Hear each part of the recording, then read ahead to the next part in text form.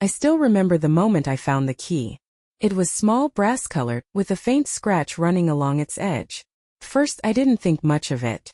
It had fallen out of his jacket pocket as he tossed it on the chair by the door. A casual, thoughtless motion he'd done 1,000 times before. But this time something was different. This time a secret had slipped out with it. I picked it up, turning it over in my hand. It was cold and unfamiliar.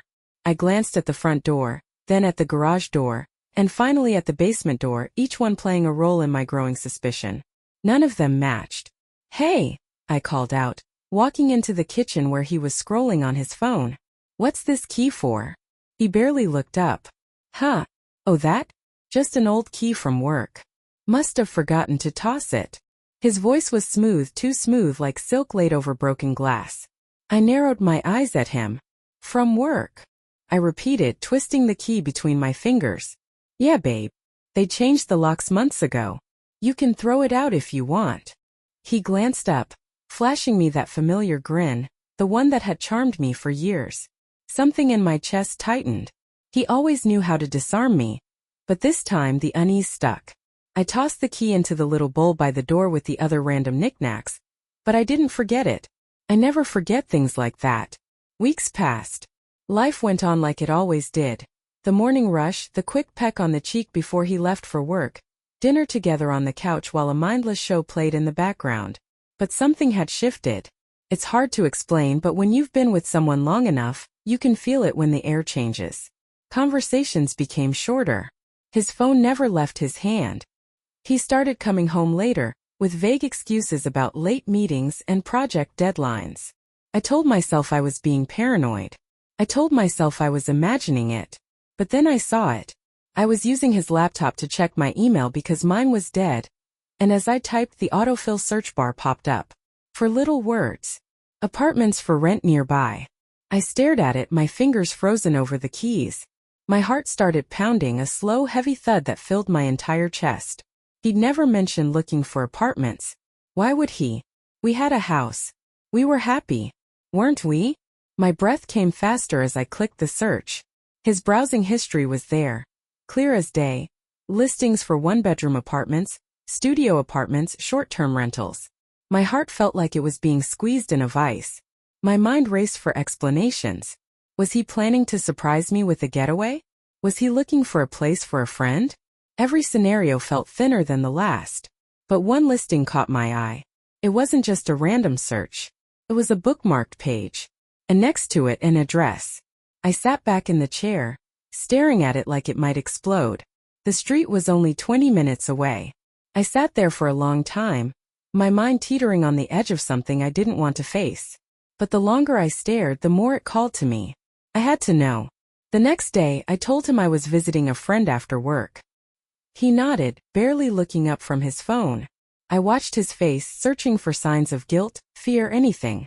But he was a fortress. I left the house with a tightness in my throat I couldn't swallow down. I drove slowly to the address, telling myself I wouldn't actually do anything. I'd just drive by. Just look. But when I reached the building, a gray, nondescript complex with narrow balconies and plain white curtains, I knew I wasn't leaving. I sat in the car for 10 minutes, gripping the steering wheel like it might anchor me to reality. But the pull was too strong. I walked up to the entrance. No dorman. No security. Just a buzzer system. I stared at the list of names. None of them were his. Of course not. But I had an idea. I pulled out my phone and dialed the number of the real estate agency listed on the bookmarked apartment page. When a woman answered, I spoke in my warmest, most polite voice. "Hi, my name is Jessica Collins. I'm the new tenant for 3B, but I forgot my access code. Can you help me out?" I even laughed a little, like I was embarrassed. First day nerves, you know? There was a pause, then the click of a keyboard. "Sure, Jessica. Just give me a second." I couldn't believe it. I held my breath, waiting for the catch. But then she gave it to me. "Your code is 4392. "Thank you so much," I said, voice tight with fake gratitude. My heart was thudding so loud I thought she might hear it. I entered the building, feeling like an intruder in someone else's life. But it wasn't someone else's life, was it? It was mine. My life. My marriage. My husband. The elevator ride to the third floor felt like an eternity. The hallway smelled of cleaning chemicals and stale air. I found 3B, staring at the number like it was written in flames. My chest ached with every breath. My fingers hovered over the keypad. 4392. The light turned green. I pushed the door open slowly, my heart slamming against my ribs so hard it hurt. The first thing I noticed was the smell. Fresh laundry, faint cologne, and something sweet, vanilla maybe. I stepped inside, closing the door behind me. It was quiet. Too quiet. Shoes by the door. Not his. Small white sneakers with pink stripes. My chest tightened. I moved further in, barely breathing. The living room was simple but lived in. Blankets folded neatly on the couch. A coffee cup on the table. The walls were decorated with photos. I stopped in front of them, my eyes scanning faces I didn't recognize. A woman with bright eyes and dark curly hair, smiling wide. Him. My husband. Her head leaned on his shoulder, and his arm was draped around her, like she belonged to him. My legs went weak, and I had to grip the wall to stay standing. My eyes blurred with tears that wouldn't fall. My throat burned with the effort of holding in a scream. I moved to the bedroom, my hands shaking so hard I could barely grip the doorframe. The bed was made, the sheets crisp and clean. His sweatshirt was tossed over the chair in the corner. I knew that sweatshirt. I'd bought it for him. I backed away, stumbling into the hallway like I'd been struck. My breathing came in short, sharp gasps. My mind screamed at me to run.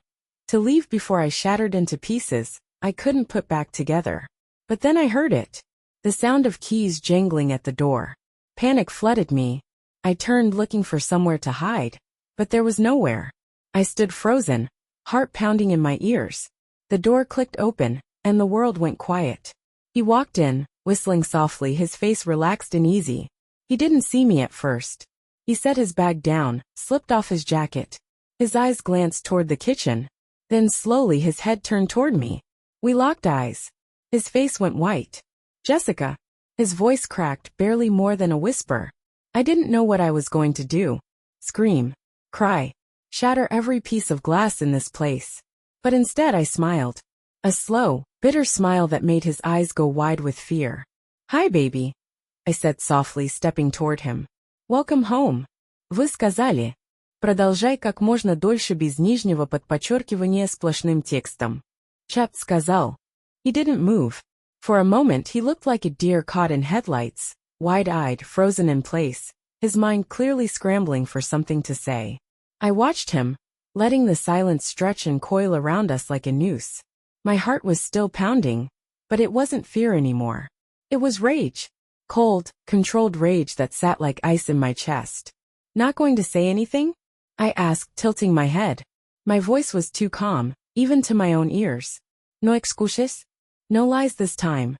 Jessica, it's not what you think, he stammered, raising his hands like he was trying to calm down a wild animal. Just listen to me, okay? Not what I think. I laughed, sharp and bitter. Oh, that's rich, Matt. Really? So you're telling me this isn't your sweatshirt? I gestured to the chair in the corner. And those aren't your sneakers by the door? I pointed toward them, my eyes locked on his face, daring him to lie to me. His mouth opened and closed like a fish gasping for air. I can explain. Please, I said, folding my arms over my chest. I'm dying to hear it. He ran a hand through his hair, the way he always did when he was cornered. It's complicated. Complicated. I repeated, letting the word hang in the air. You have a whole other apartment, Matt. An apartment. On someone else's name. I took a step closer, and he took a step back. Do you know what I had to do to get in here? I pretended to be a new tenant. I had to lie just to walk through that door. But you? You walk in here like you own the place. My eyes narrowed into slits. Because you do, don't you? His hands dropped to his sides. His shoulders slumped, and for a second I saw it. The flash of defeat. The moment he realized there was no escape. No lie that would make me unsee what I'd seen. Who is she? I asked, my voice hard now, sharp as broken glass. I wasn't crying. Not yet. But I could feel it clawing at the back of my throat. Don't you dare tell me she's just a friend. He hesitated. That hesitation was all the answer I needed. My breath hitched, my vision swimming with the sting of tears. but I blinked hard, refusing to break in front of him.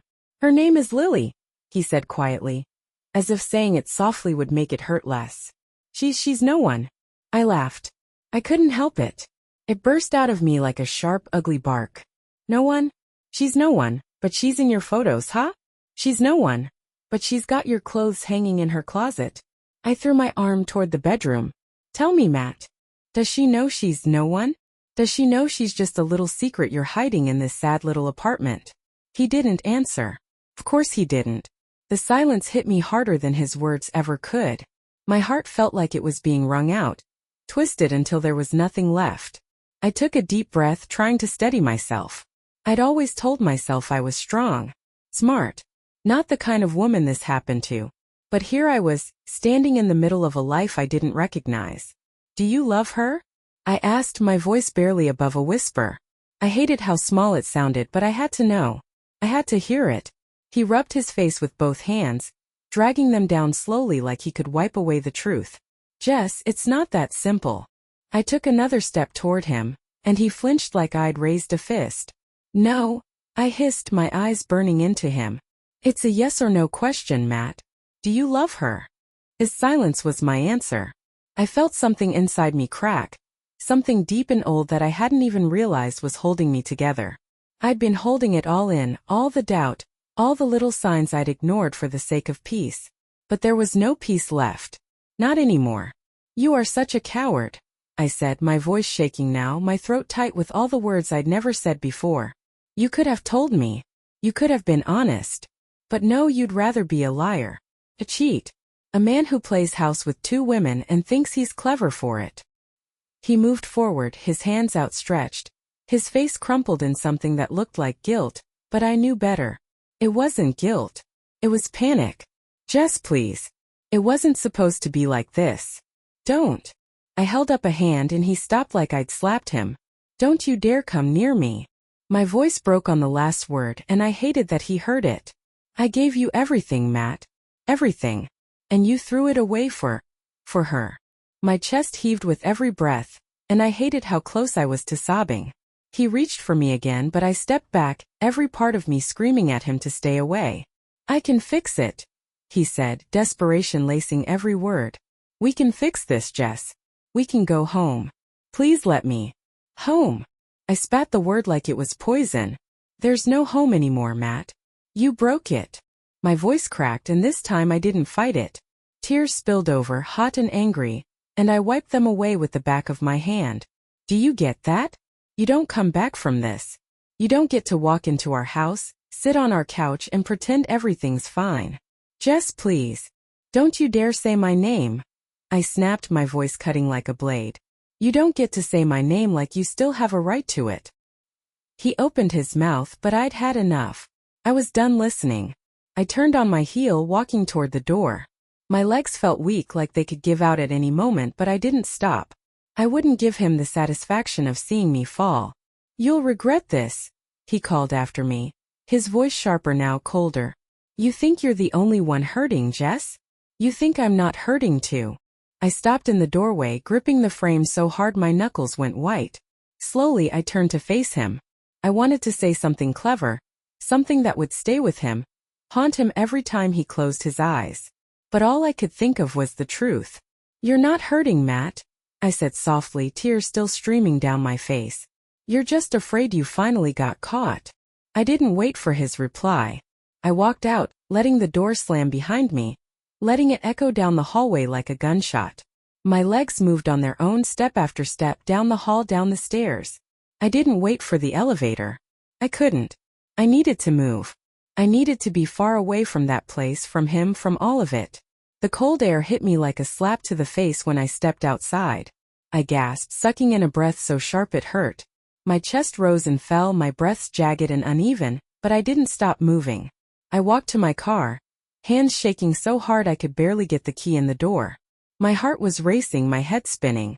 Once inside, I gripped the steering wheel and let out a sound I didn't even recognize.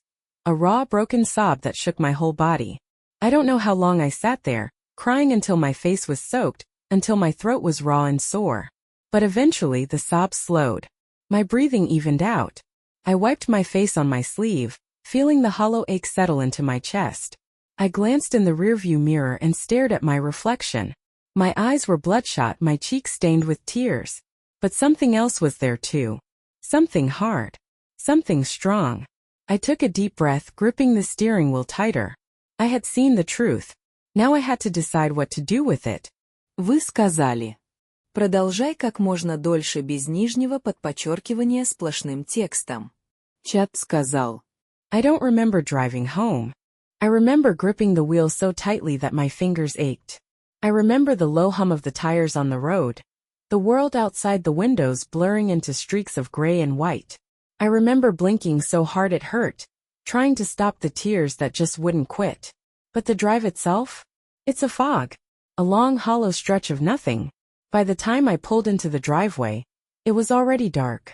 The porch light flickered once as I stepped out of the car, like it was struggling to stay alive. I stood there for a second, my breath visible in the cold night air, watching that little flicker like it meant something. Maybe it did.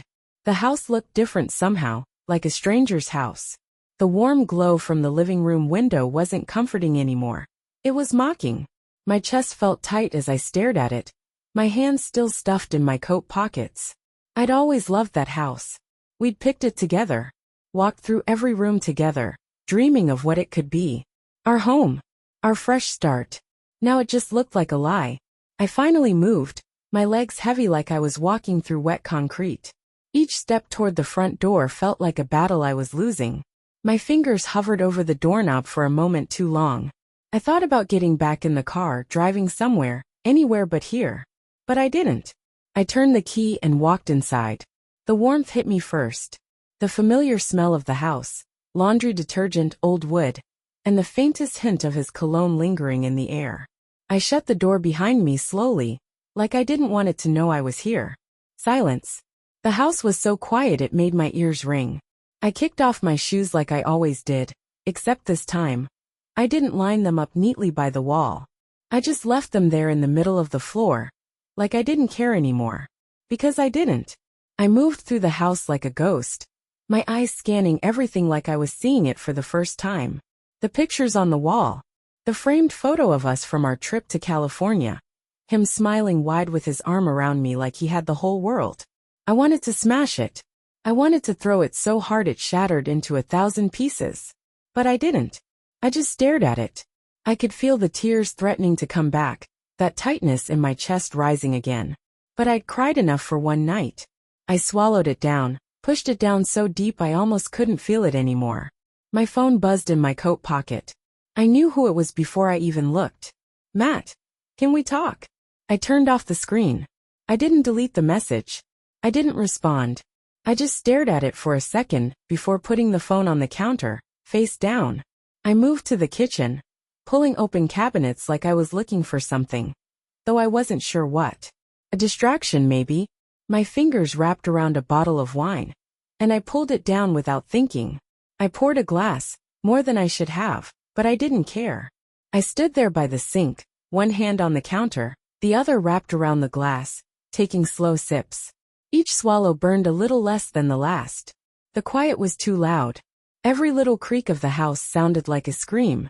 The hum of the refrigerator, the ticking of the clock. It all felt wrong.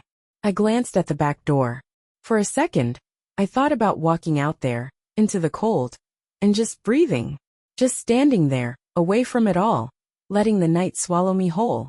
But I didn't move. I stayed in that spot by the sink, gripping the counter like it might keep me upright. The clock on the stove read 9:47 p.m. The last time I checked, it had been 6:30.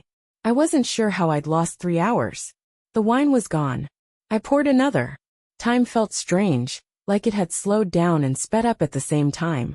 My mind kept replaying everything, every little detail of that apartment.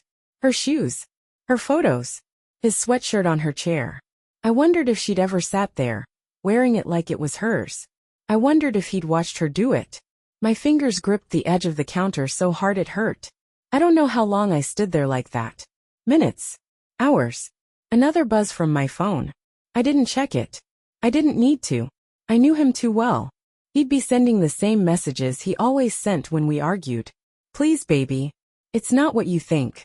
Can we just talk? You know I love you, right? I could hear his voice in my head. Smooth and steady like he always was when he needed me to stay calm. I wondered if he used that same voice with her. If he whispered those same words to her when she got upset. The thought made my stomach twist. I felt sick, like I might actually throw up right there on the kitchen floor. I set the wine glass down too hard, the sharp clink echoing through the kitchen.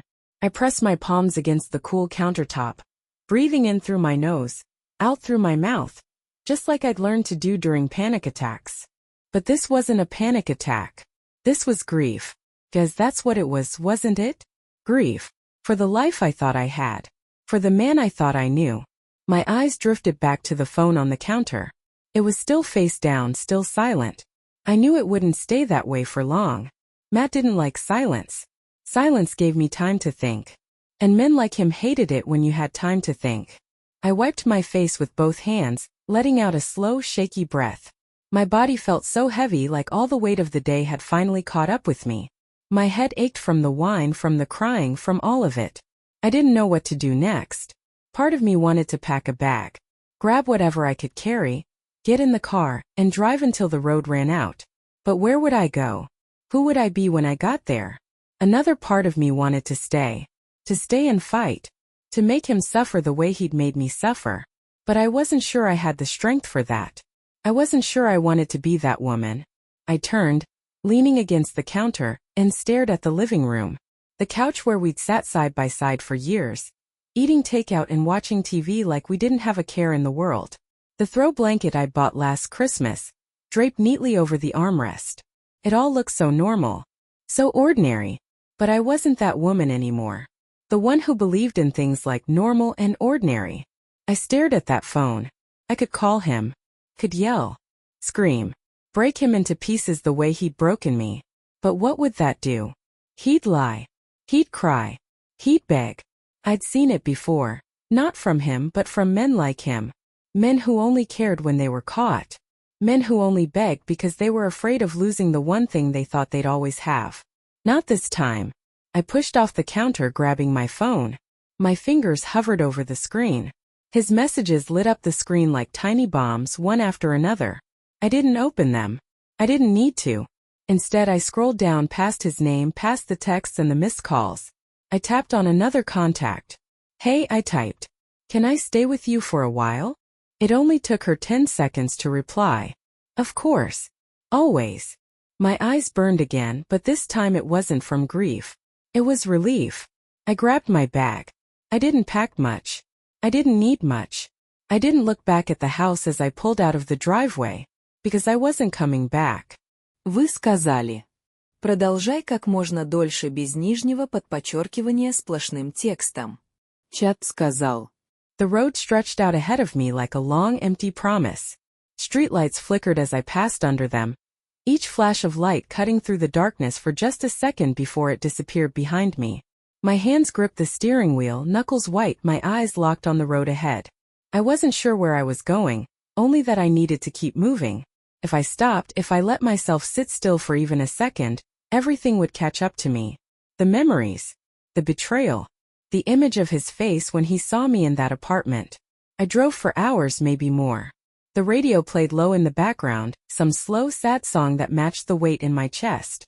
I didn't know the words, but I hummed along anyway, just to fill the silence. I was so tired, not just in my body but in my mind, in my heart. Every part of me felt worn down to nothing. Like I'd been hollowed out from the inside. At some point I pulled into a gas station. Not because I needed gas, but because I needed to stop before I fell asleep behind the wheel. The fluorescent lights hummed overhead as I parked next to the pump and sat there, hands still on the wheel, staring at the dashboard like it might give me an answer to a question I hadn't asked. My phone buzzed again in the passenger seat. I glanced at it but didn't pick it up. I knew it was him. Matt. Jess, please. Can we just talk? Matt. I'm sorry, okay? I'm so sorry. Matt. Call me. Please.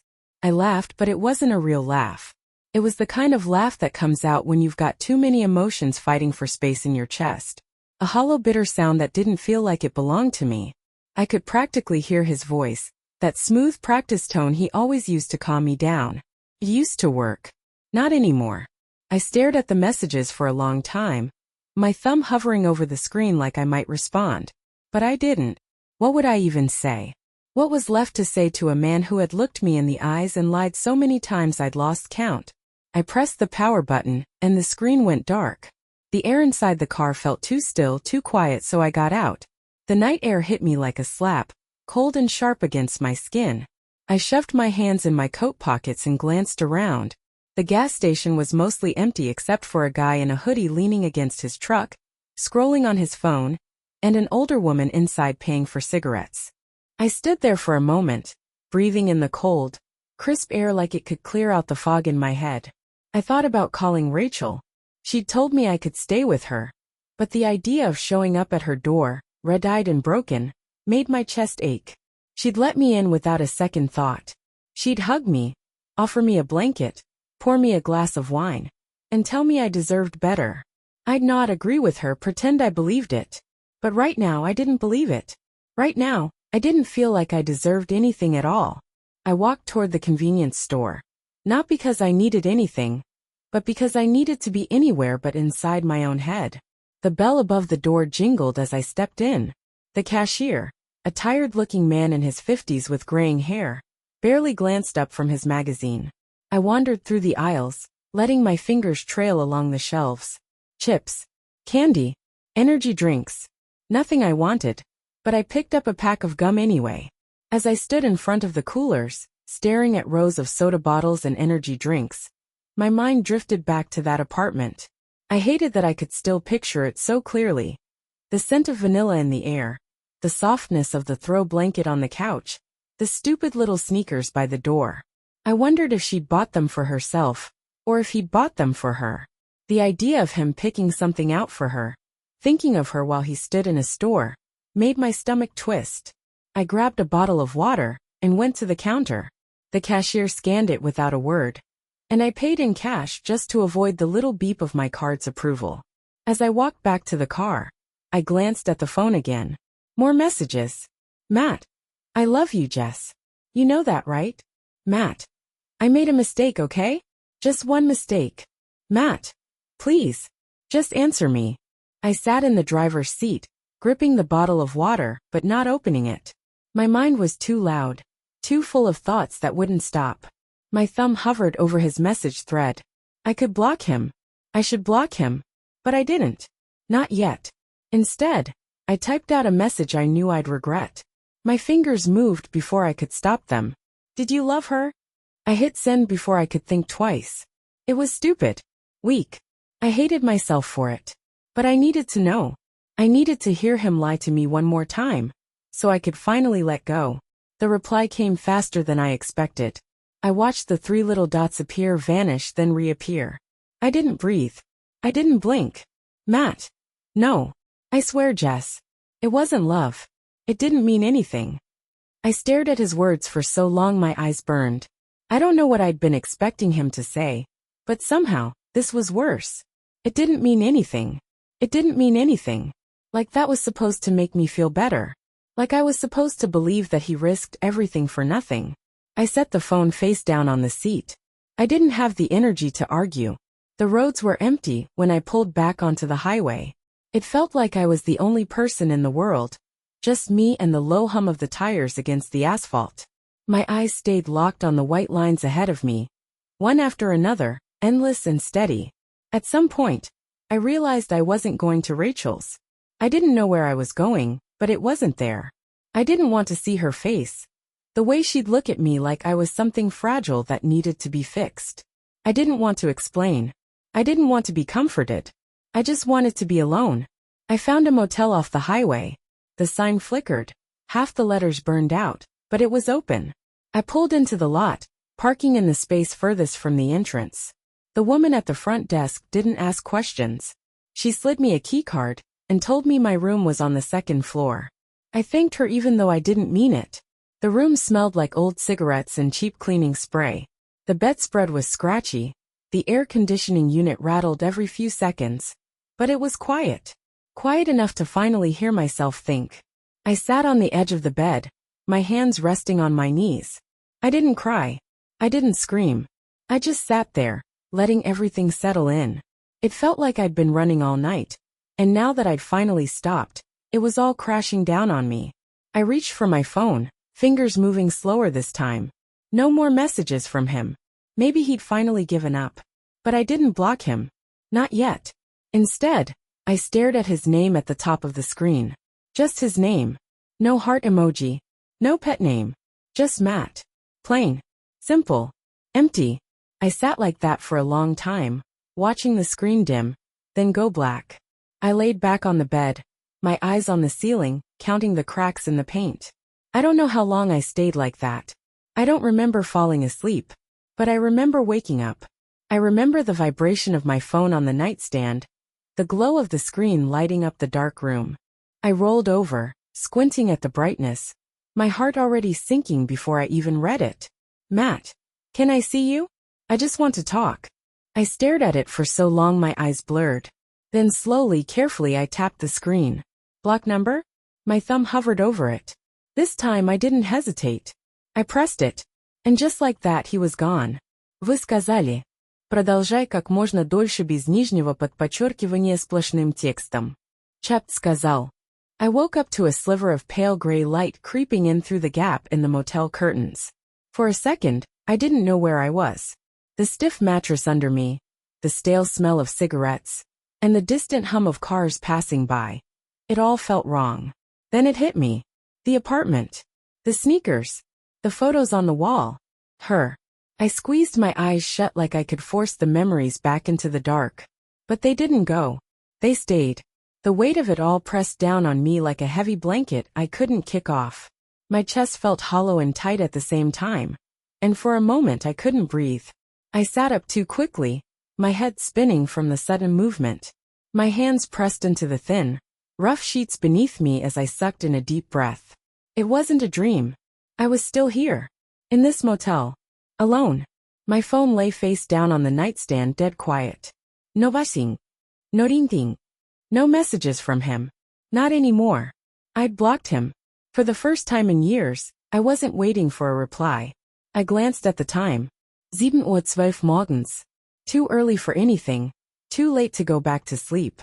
My eyes were gritty, my head heavy with the kind of exhaustion sleep doesn't fix. I rubbed my face with both hands, then stared at the floor for a while, watching the soft glow of daylight inch across the carpet. It felt like hours passed, but it was probably only a few minutes. Eventually I stood. The floor was cold against my feet, but I didn't care. I moved like I was on autopilot, walking to the bathroom, flicking on the buzzing fluorescent light. My reflection in the mirror stopped me in my tracks. I looked wrecked. My eyes were swollen, rimmed with red like I'd been punched. My hair was tangled and wild, like I'd been tossing in my sleep, or maybe fighting something in my dreams. My skin was pale, and there was this dull, lifeless look in my eyes that I didn't recognize. I leaned forward, resting my hands on the edge of the sink, staring at that version of me. The version I didn't know. This is you now, I muttered to my reflection. This is what he did to you. The words felt sharp, like something I didn't mean to say out loud, but needed to hear anyway. I turned on the faucet, letting the cold water run for a second, before I cupped my hands and splashed it on my face. The shock of it jolted me awake, cleared the fog just a little. I grabbed a towel, patted my face dry, and forced myself to look in the mirror again. I expected to see the same broken woman, but something had changed. My eyes weren't as empty as before. There was something else there now, something harder, sharper. He doesn't get to do this to you, I whispered. He doesn't get to win. The words felt more like a promise than a statement. Back in the room, I sat on the edge of the bed, phone in hand. I scrolled through my contacts, pausing on Rachel's name. She'd texted me sometime after midnight. Rachel, you okay? Call me when you can. I'm here. I stared at it, my thumb hovering over the screen. I knew I should call her. She'd tell me everything I needed to hear. She'd remind me I wasn't stupid. She'd remind me it wasn't my fault. She'd tell me I was strong, and that I could survive this. But I wasn't ready to hear it. Not yet. Instead, I opened my email. I don't know why. Habit maybe. But there it was. A message from work about next week's deadlines. A store coupon for 20% off jeans. And then near the top, an email from Matt Miller. I froze. My breath stopped, fingers gripping the phone so tight it hurt. I stared at his name like it was a warning sign flashing in red. I'd blocked his number. I'd blocked his messages. But I forgot about email. Of course he'd find a way. I didn't want to open it. I knew it would be the same garbage as before. I'm sorry. I love you. Let me explain.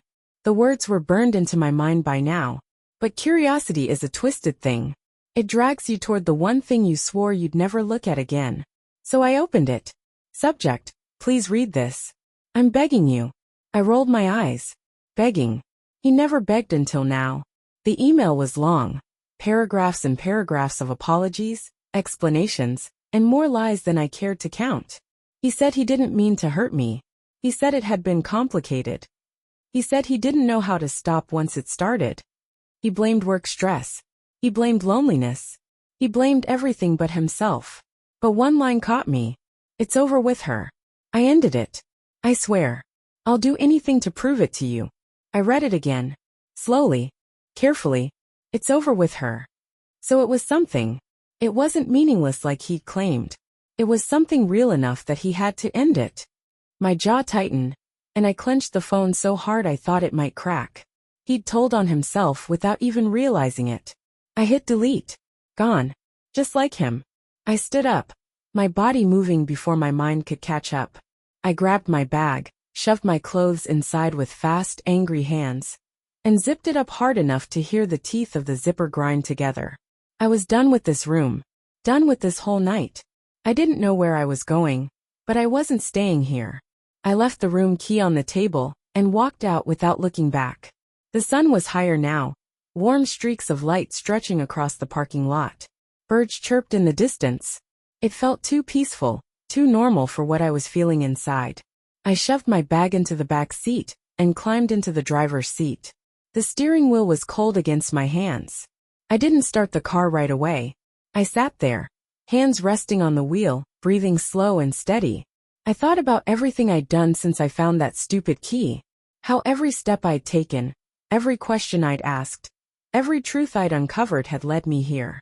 Alone, tired, but free. And suddenly, that word meant something different. Before, I thought free meant happy, light, untouched by pain. But that's not what it was. Not really. Free was heavy. It was messy. It was walking away. Even when your heart begged you to stay. Free was breaking your own heart so no one else could do it for you. I pulled out of the lot, the sun rising higher behind me.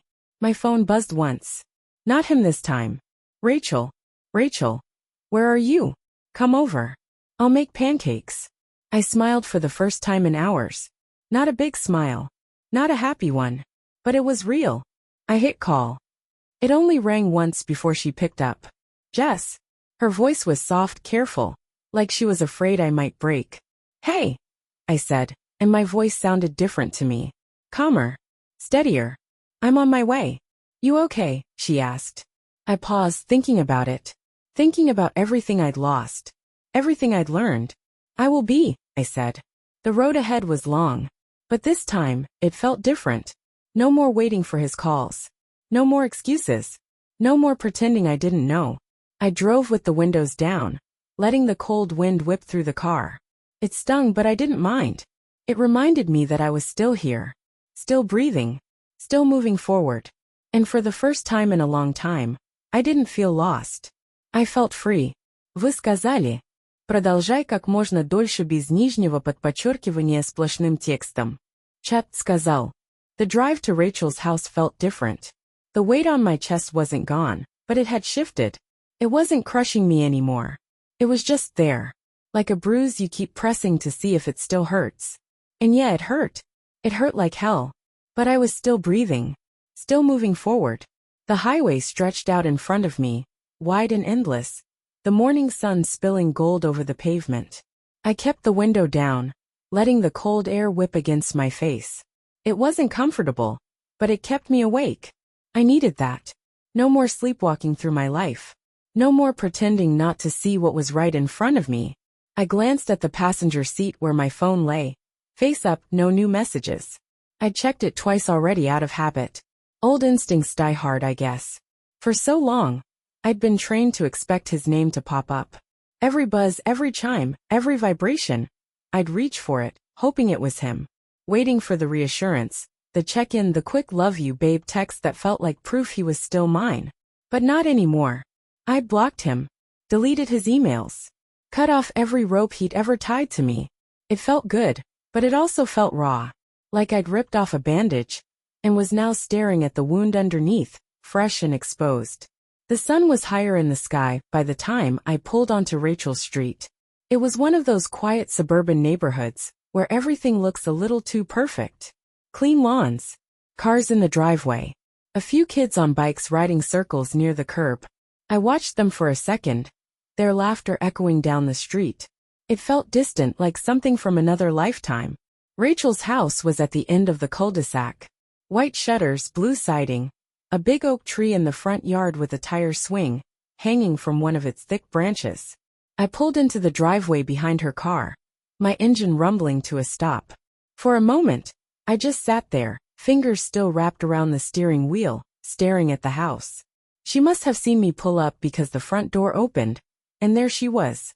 Rachel, barefoot, wearing gray sweatpants and an oversized hoodie, her curly hair pulled into a loose bun. She squinted against the sun, lifting a hand to block it, and waved at me. I waved back, but I didn't get out of the car right away. I just sat there, breathing slowly, letting the moment settle. This was it. The moment I'd have to say everything out loud. No more burying it. No more "I'm fine." She stood there patiently waiting.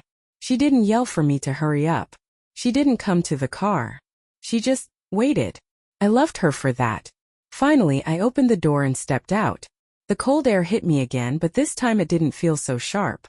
Rachel leaned against the doorframe, arms crossed, her head tilted like she was already bracing herself for what I was about to say.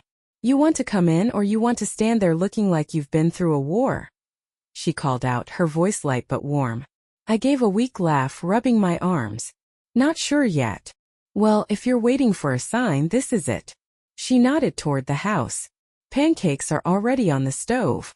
I let out a breath I didn't realize I'd been holding. My legs moved before my mind could catch up, carrying me toward her. She stepped back to let me in, closing the door behind me with a soft click. The house smelled like syrup and coffee, and it was so familiar I could have cried right there in the entryway. "Shoes off," Rachel said, pointing at the mat by the door. I toed off my sneakers, leaving them in a crooked heap on the mat. Normally I'd line them up, make them neat. But not today. Today I didn't care. Rachel walked ahead of me, barefoot on the hardwood, her steps soft and quiet. The kitchen was warm, the smell of pancakes thick in the air. She went straight to the stove, flipping a pancake with one quick motion, like it was the easiest thing in the world. "Coffee?" she asked over her shoulder. "Yeah," I said, sitting down at the kitchen island.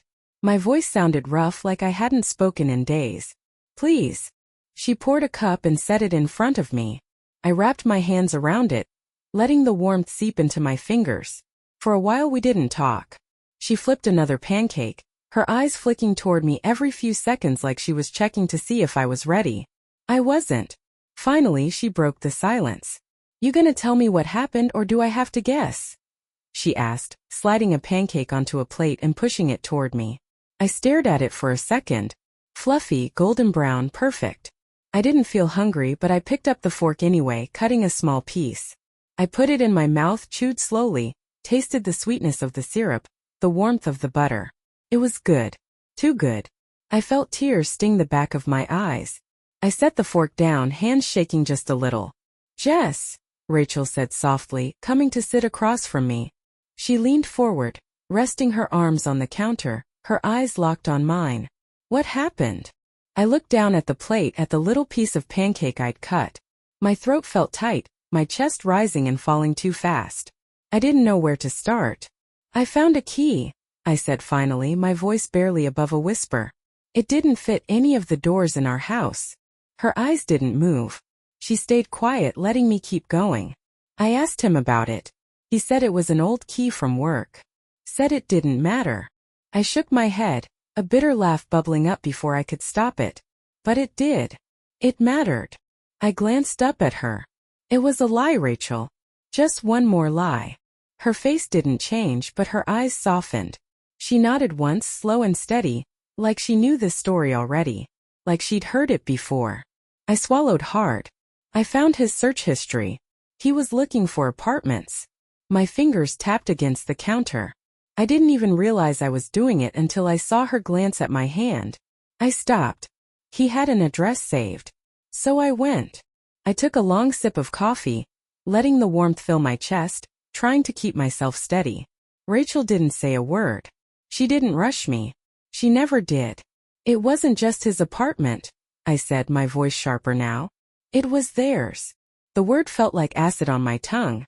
I squeezed my eyes shut, rubbing my hands over my face. Her shoes by the door. Her photos on the wall. His clothes in her closet. They built a whole life there. My voice broke on the last word. I hated it. I hated that he still had that power over me. Rachel's eyes didn't leave mine. Her jaw tightened, her fingers curling into fists on the counter. Tell me you burned it down, she said, her voice low but fierce. I snorted, wiping my eyes. I thought about it. Should have called me, she muttered. I'd have brought the matches. I laughed and it felt real this time. Short, sharp, but real. Rachel leaned forward, her eyes narrowing like she was ready to fight someone. For me. She always had that fire in her. What are you gonna do now? She asked. I didn't answer right away. I stared at the plate, the half-eaten pancake, the sticky trail of syrup on the counter. I thought about the past few hours. The apartment. The motel. The emails. The phone number I blocked. I don't know, I admitted. But I know I'm not going back. Her smile was small but fierce. Good, she said. Because if you did, I'd have to drag you out myself. I smiled back, wiping my face with my sleeve. For the first time in a long time I believed it. I wasn't going back. Not for him. Not for anyone. The world outside was still the same, messy, cold, and unpredictable. But in here, in this kitchen, with the smell of pancakes and the warmth of someone who didn't lie to me, it felt different. Felt like a start. And that was enough for now. Вы сказали. Продолжай как можно дольше без нижнего подчеркивания сплошным текстом. Чат сказал. The day slipped by slowly, but for the first time in a long time, I didn't feel like I was running out of air. Rachel didn't push me to talk anymore. She didn't prod me with questions or tell me what I should do. She just let me be. That was her gift. Some people fill silence because they're uncomfortable with it. Not Rachel. She knew silence was where healing started. After breakfast, she cleaned the plates while I sat at the kitchen island, sipping my second cup of coffee. I stared out the window, watching the wind sway the branches of the oak tree in her front yard. It moved slowly back and forth, steady as a heartbeat. The tire swing twisted in the breeze, circling lazily like it had nowhere else to be. Stay as long as you need, Rachel said as she wiped her hands on a kitchen towel. I mean it, Jess. You don't have to decide anything today. I nodded but didn't say anything. I didn't trust my voice. She walked around the counter and squeezed my shoulder. Just once. Then she disappeared down the hall, leaving me with the quiet hum of the refrigerator and the faint clinking of silverware being put away. It was such a small moment, but it felt big. Bigger than I wanted to admit. After that, I spent most of the day on the couch, wrapped in one of Rachel's big, soft blankets, scrolling through my phone but not really seeing anything. I deleted his number. But that didn't stop my fingers from twitching like they were searching for it. Like a phantom limb reaching for something that wasn't there anymore. It was muscle memory, I guess. For years, every problem, every fight, every doubt I had, I'd reached for him. Now I had to reach for myself. Rachel sat next to me at one point, her laptop balanced on her knees, typing away at something for work. We didn't say much, and that was fine. She was there. That was enough. At one point, I caught myself scrolling through old photos on my phone. I knew I shouldn't have, but I did it anyway. There we were at the beach last summer, his arm draped over my shoulder, both of us grinning like fools. There we were at my cousin's wedding, slow dancing under twinkling lights, his cheek pressed against my hair. His smile had looked so real. I felt something sharp twist in my chest, like a hook had caught me from the inside and yanked. My thumb hovered over the delete option. I knew I should do it. Delete every photo. Every video. every trace of him. But I didn't. Not yet. I locked the phone and dropped it on the cushion next to me, turning away from it like it had betrayed me too. My eyes burned and for a moment I thought I might cry again. But the tears didn't come. I think I'd cried them all out already. By mid-afternoon, Rachel stood up, stretching her arms over her head. I'm making pasta for dinner. You want to help? Or you want to sit there looking miserable? I snorted, hugging the blanket tighter. Sitting and looking miserable sounds easier. Suit yourself, she said, tying her hair up into a messy bun. But if you want garlic bread, you're grating the cheese. I ended up in the kitchen anyway, standing next to her at the counter with a block of Parmesan and a grater. Felt good to do something with my hands. Something simple. Something that didn't require me to think. The rhythm of it, scrape, scrape, scrape, felt like therapy in a way. Every little curl of cheese that fell onto the plate felt like proof that I could still do something. Are you going to tell your mom? Rachel asked, not looking at me as she stirred the pot of sauce. My stomach tightened at the thought. My mom loved Matt. She'd always called him such a good man and a real catch. If I told her what happened, she'd say something like, "Men make mistakes, honey. It's up to you to decide if it's worth saving." I could already hear it in her voice. The way she'd frame it as a choice I had to make, as if I hadn't already been making choices every single day for the last 5 years. I don't know, I said quietly, keeping my eyes on the cheese. She's just going to tell me to forgive him. Rachel shot me a look sharp and quick. Don't you dare. I didn't respond. Don't, she said again, more forcefully this time. You've already spent too much time forgiving him for things he should have never done. This is too big, Jess. You know it. I grated harder, the cheese crumbling under the rough pull of the grater. My arms ached, but I didn't stop. Yeah, I said finally. My voice was quiet, but it felt heavier than anything I'd said all day. I know. We didn't say much after that. The pasta finished cooking. We ate on the couch, bowls balanced on our laps, watching a movie I wasn't really paying attention to. I don't even remember what it was. Something with explosions and too many chase scenes. Rachel probably picked it on purpose to keep me from thinking too much. That night, she made up the guest room for me. Fresh sheets. A soft pillow. She even left a little glass of water on the nightstand like I was a guest at a hotel. Anything else you need? She asked, standing in the doorway with her hands on her hips. I shook my head.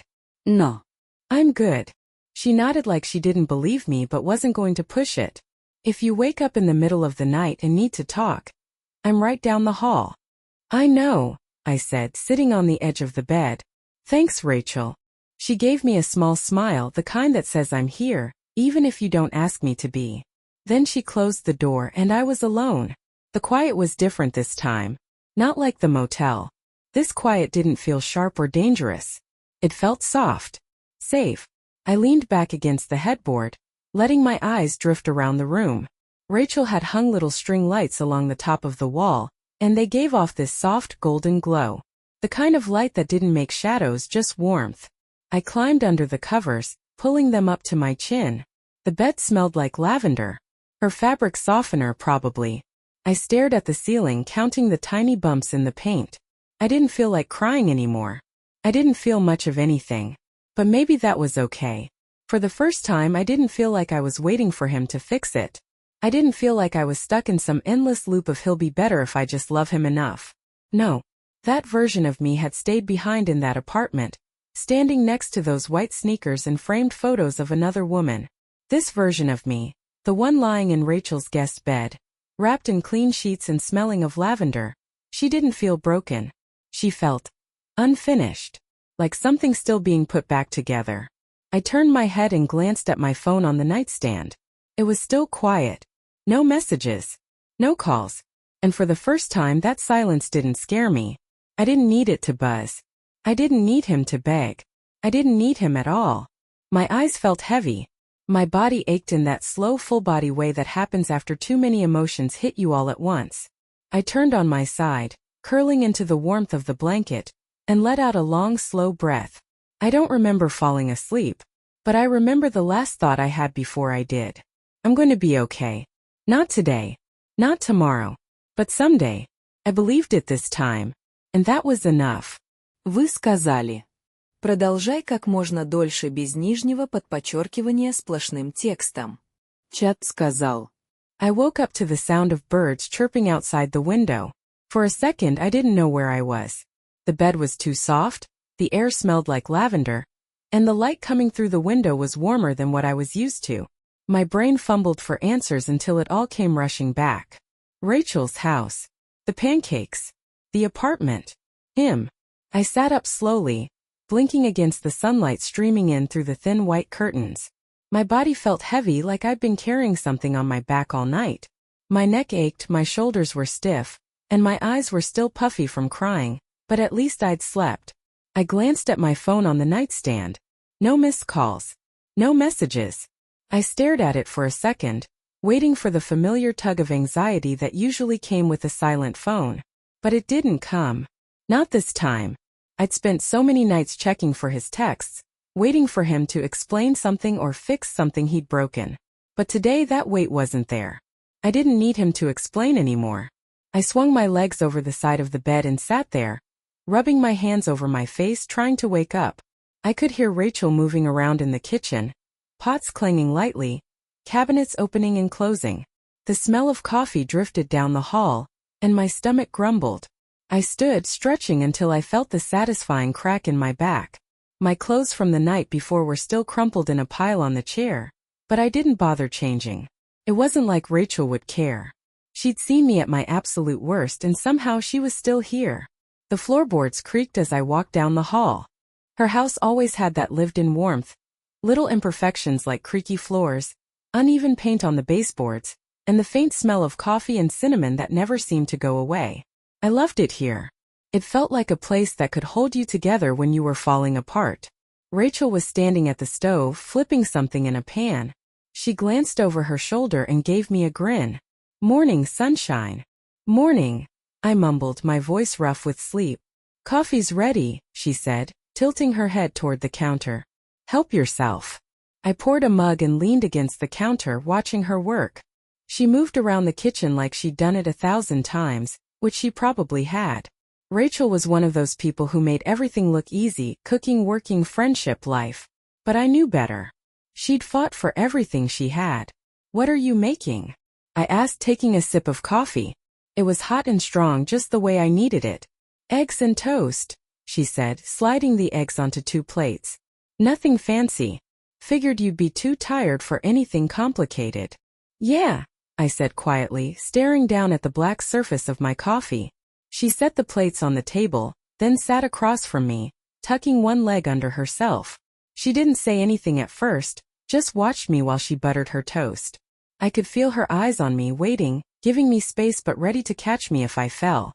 "You sleep okay?" she asked, finally breaking the silence. "Yeah," I said, nodding slowly. "Better than I thought I would." She smiled a little, but it didn't reach her eyes. "Good." We ate in silence for a while. It wasn't awkward. It was peaceful. Each bite of food felt like a reminder that I was still here. Still alive. Still capable of taking care of myself even if it didn't feel that way. After a while, Rachel spoke again, her tone careful. "You thinking about what you're gonna do next?" I knew she wasn't talking about today. She was talking about everything. The apartment. The marriage. Him. I put my fork down, pushing my eggs around the plate with the edge of it. "I don't know," I admitted. It was the truth. I didn't know if I was ready to start over. I didn't know if I had it in me to pick up the pieces again. I feel like I should be doing something. Making a plan or... I don't know. I shook my head. "I just feel stuck." "Stuck isn't the same as broken," she said softly, like it was a fact. "Sometimes you have to sit in the mess for a while before you know where to start cleaning it up." Her words hit me in a way I didn't expect. For so long I'd thought being stuck was a failure. Like if I wasn't moving forward I was falling apart. But maybe she was right. Maybe being stuck wasn't the same as being broken. "Yeah," I said, nodding slowly. "Maybe." Rachel leaned forward, resting her chin on her hand. Her eyes locked on mine, steady and serious. "You're not going back to him, are you?" I froze for a second. The words hung in the air between us like a challenge. She wasn't asking because she didn't know the answer. She was asking because she needed to hear me say it. "No," I said, my voice firmer than I expected. I'm not. Her smile widened, this slow, knowing grin that made me feel like I just passed some kind of test. Good, she said, leaning back in her chair. About time. I let out a breath I didn't realize I'd been holding. She was right. It was about time. After breakfast, Rachel suggested we go for a walk. Fresh air will do you good, she said, and I didn't have the energy to argue. We put on coats and headed outside, the chill biting at our faces but waking me up in a way I didn't hate. The leaves on the ground were crisp and dry, crunching under our feet as we walked down the quiet suburban street. Rachel talked about random things, her boss being a jerk, her mom's latest adventure in online dating, the new bakery that just opened downtown. I nodded along, laughing at the right parts, but mostly I just listened. Felt good to be part of something normal. At one point we stopped by the edge of a small park. Rachel shoved her hands in her coat pockets and looked out at the playground, her eyes squinting against the bright autumn sun. You know you're stronger than you think, right? She said without looking at me. Her voice was soft, but her words hit hard. I know it doesn't feel like it, but you are. I've seen it. I didn't respond right away. I watched the swing set creaking back and forth in the wind, empty seats twisting slowly in the air. Doesn't feel like it, I said finally. My breath fogged in front of me, little puffs of white in the cold air. I feel like I barely made it out of there. Rachel turned to me, her gaze sharp but kind. Barely counts, she said. You got out. That's all that matters. Her words settled deep in my chest, filling up the hollow space that had been sitting there since I'd walked out of that apartment. Barely counts. It didn't have to be graceful. It didn't have to be pretty. I didn't have to have it all figured out. I just had to keep going. One step at a time. The cold air stung my face, but I tilted my head back and breathed it in, filling my lungs with it until it hurt. Rachel nudged me with her elbow. You'll be okay, you know. Yeah, I said, exhaling slowly. I will. We kept walking. The street stretched out ahead of us, lined with trees shedding the last of their leaves. It wasn't a straight path, and I knew it wouldn't be easy. I knew there'd be days I'd want to go back, days I'd miss the version of him I thought I knew. But I also knew I'd never walk through that door again. Not the one to that apartment. Not the one to our house. Those doors were closed now. And that was okay. The world ahead of me wasn't perfect, but it was mine. It wasn't a world built on secrets and half-truths. It was wide open. Messy. Unfinished. But it was mine. And step by step I was walking toward it. Weeks passed. Not all of them were good. Some days felt like drowning, waking up with a weight on my chest so heavy I could barely pull myself out of bed. Other days were quieter, softer. I'd fold laundry, wash dishes, do all the little things that didn't seem like much, but they made me feel human again. Rachel called it stacking wins. Doesn't matter how small, she said one night as we sat on the couch, eating ice cream straight from the carton. If you got out of bed today, that's a win. If you didn't text him, that's a win. Stack enough of them and suddenly you've built something. So I started stacking. I didn't call him. Not once. The first week it was hard. I'd catch myself picking up my phone without even realizing it. Fingers hovering over the screen like muscle memory was trying to betray me. But every time, I'd hear Rachel's voice in my head. Stack the wins. So I'd put the phone down. Win. I found a new apartment. Smaller than the house we'd shared, but big enough for me. Rachel came with me to look at it. She walked through each room like a detective, checking the water pressure, flicking light switches, making sure the locks worked on every window. By the time we left, I knew it was mine. I signed the lease 2 days later. Win. I bought a couch. Not the soft gray neutral tone couch Matt and I had picked out together. No, this one was green. Deep, rich velvet green. I hadn't realized how much I wanted color in my life until I saw it in the store and knew, without a doubt, that it was mine. I didn't even hesitate. You sure about the green? Rachel had asked, half smiling, half skeptical. Yep, I'd said, grinning like an idiot. I'm sure. Win. The first night in the new apartment was quiet. Too quiet. No creaky floors, no familiar hum of the refrigerator. Just me, my green couch, and the echo of my own breathing. I sat there for a long time, knees pulled up to my chest, listening to the stillness. I thought I'd feel lonely, but I didn't. I felt free. I'd spent so much of my life filling up every empty space with him. Every quiet moment had been a chance to reach for him, to call, to text, to wait for his voice to fill in the gaps. But this space didn't need filling. It was mine. I got up, went to the kitchen, and made myself a cup of tea. The old me would have waited for him to come home before boiling water. I would have waited for him to sit beside me on the couch before starting a show. But not this time. I sat on the green couch, wrapped in a soft blanket, and drank my tea while watching the first episode of a show I picked. I didn't have to compromise on which show to watch. I didn't have to share the remote. I didn't have to pretend to like something just to keep the peace. That night I slept with the windows open, letting in the cool night air. No waiting for him to come home. No waking up to check if he'd made it back. I didn't need to. When? The days kept stacking. Not all of them were pretty. Some were ugly. There were moments I cried in the shower, pressing my forehead to the cold tile, letting the water drown out the sound of my sobs. I hated how grief worked like that, hitting me when I least expected it. It wasn't always about him. Sometimes it was about everything. The time I'd lost. The version of me that had believed so deeply in someone who didn't deserve it. But every day I stacked another win. I got a call from my mom one Saturday. I knew she'd heard by now. News like this had a way of trickling through the cracks even when you didn't want it to. "Hey, sweetie," she said, her voice light but cautious. I could hear the weight behind her words. The careful way people speak to someone they think is fragile. "Hey, Mom," I said, folding laundry while I talked. "I've been thinking about you," she said. I wanted to see how you're doing." I knew what she meant. She didn't say his name, but she didn't have to. It was hanging in the air between us. "I'm okay," I said, folding one of my new towels, soft and white and all mine. "Better than I was." She paused.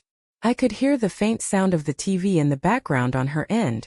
"You know," she started slowly, "marriage isn't easy, Jess. Sometimes people make mistakes, but that doesn't mean you can't work through it." I closed my eyes, gripping the towel in my hands like it might keep me steady. Here it is, I thought. The speech. "Mom," I said, my voice firmer than I expected. "I'm not working through it. It's over." Another pause. I could hear her breathe in like she was preparing to argue. But something in my tone must have stopped her. "All right," she said softly. "If that's what you want." "It's what I need," I said, letting the words settle in my chest. We didn't talk much after that. She asked if I was eating enough, if I needed money, if I wanted to come stay with her for a while. I told her I was fine. For the first time, it wasn't a lie. Another week passed. Then another. I got used to the silence. I started to like it. One day I got a notification on my phone. "Memory from this day last year." A photo popped up. Me and Matt at the pumpkin patch, holding 2 pumpkins and grinning like idiots. I stared at it for a long time, not sure what to feel. I didn't cry. I didn't delete it either. Not yet. Instead, I saved it to a folder labeled Lessons. Not because I missed him. Not because I wanted to remember him. But because I wanted to remember me. The woman who thought she had everything she wanted. The woman who deserved better. The woman who finally got it. I moved on. Not all at once. Not in a big dramatic way. There was no triumphant montage of me finding myself, or throwing all his stuff out the window. Real life doesn't work like that. Real life is slower, messier, and so much quieter than the movies make it seem. But one day I realized I'd gone a full week without thinking about him. And when I finally did, it wasn't with pain. It was with indifference. Rachel came over that weekend. We drank wine on my green couch, laughing about something stupid, and at one point, she looked at me like she just noticed something new. "What?" I asked, wiping a tear from my eye from laughing too hard. "You look different," she said, tilting her head. "Like lighter." I thought about it for a second. "Yeah," I said, glancing around my little apartment. My books on the shelves. My colorful dishes. My soft blankets. My green couch. "Guess I finally stopped carrying him," I said. Rachel raised her glass, eyes locked on mine. "About time." I clinked my glass against hers. We drank to that. Later that night, as I lay in bed, I thought about the girl I used to be. The one who ignored her gut. The one who believed every excuse. The one who stayed. I didn't hate her. She was just doing her best. But I wasn't her anymore. I reached for my phone, scrolled to that old photo from the pumpkin patch, and stared at it for a moment longer. I looked at my face at how happy I'd been back then, and I realized something. I wasn't happy because of him. I was happy because I was me. And I still had her. I hit delete. When